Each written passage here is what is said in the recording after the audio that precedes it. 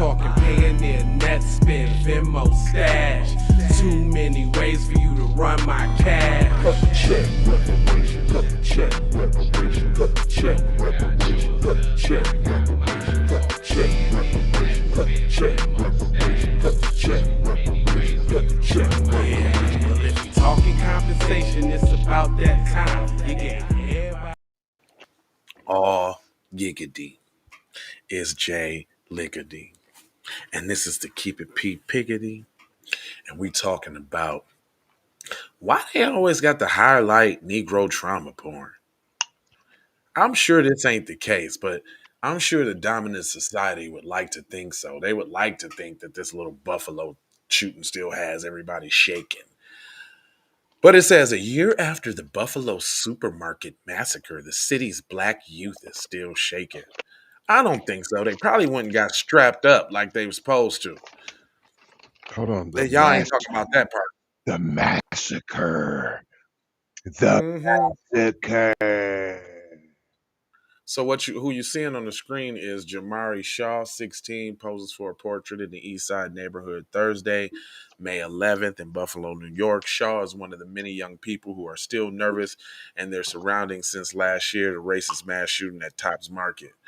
Says it's hard for Jamar Shaw to have fun at the park with his younger brothers in Buffalo neighborhood. He has two. This is more reason why we need reparations, by the way. Period. This domestic terrorism from self-proclaimed white supremacists. And keep in mind, he wasn't at Uh, school. He wasn't at school. He wasn't at school. yeah, he's too busy scanning for danger and the after effect of the gunman's attack that killed 10 black people at the grocery store. At the Sometimes grocery 17, store.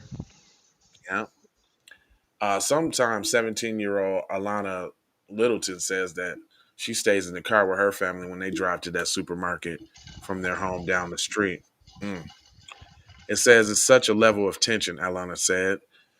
At the city, as is the city on Sunday marks 1 year since the racist massacre, many young black people in Buffalo are grappling and shaking with Anti-massacre, anti. not racism. It's not racism. Racism you try to use for Jewish people. You try to use it if you say go back to China. You try Right. to use it for immigration. No, this was anti-black. Racism, specifically.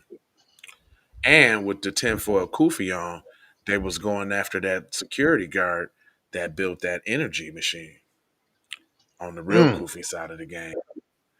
Yeah, that nobody talks about that. There's videos of that black security guard online that made a hydrogen engine that runs off of water. Nobody talks Mm. about that though. Mm-mm. And matter of fact, nobody talks about the fact that uh, when he went in the store, he saw a white dude in between the counters on the ground, and he even said sorry and went and killed somebody else black. Nobody talks about that either. But while the That white did supremacists, happen. yeah, That did happen. when the white supremacists got life, while the white supremacists got life in prison for the killing, others faced a lifetime of healing.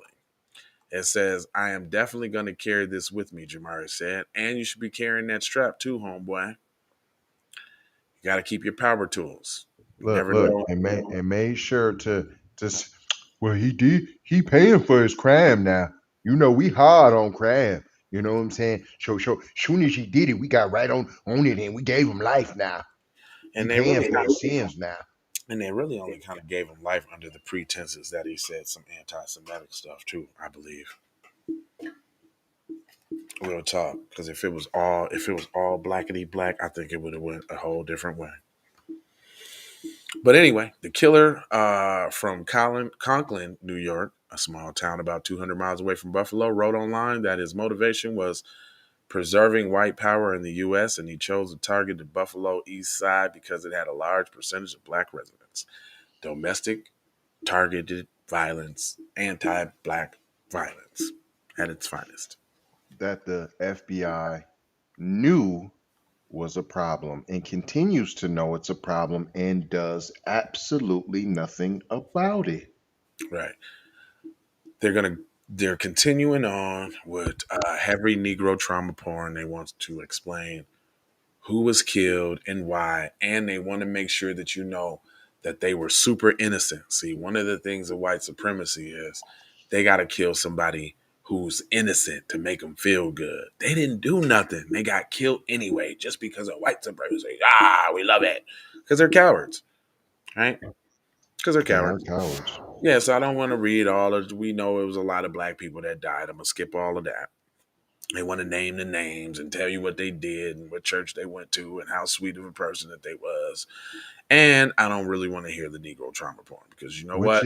Which is the only reason why they're doing it is to heap on the Negro trauma porn. Not like when they do it and they're giving you the documentary on how sweet the person is and how they gave their teacher flowers in fifth grade. Yeah, and I really don't. It's just a lot of spraying away about how good their life was and how they were cut short by the trauma. And the agency has provided the city with a grant funding to address the trauma. Grant funding. Okay, but that's only for mental health services at the Substance Abuse and Mental Health Services Administration. Yeah, nah, cut the check for anti-black racism. Do that. Anyway, I ain't gonna hold you. Nope, not gonna do it. But I'm gonna mold you, fold you, and scold you about being on code. This is the reason why you must be on code. Always keep your leaf blower at the ready. You never know when there needs to be some garbage taken out or some trash that needs to be blown away. Power tools. Mm. I like that. I like how you put that message in there. So great. Anyway, love, peace, blessings, and aloha out the doha for Shoha. You all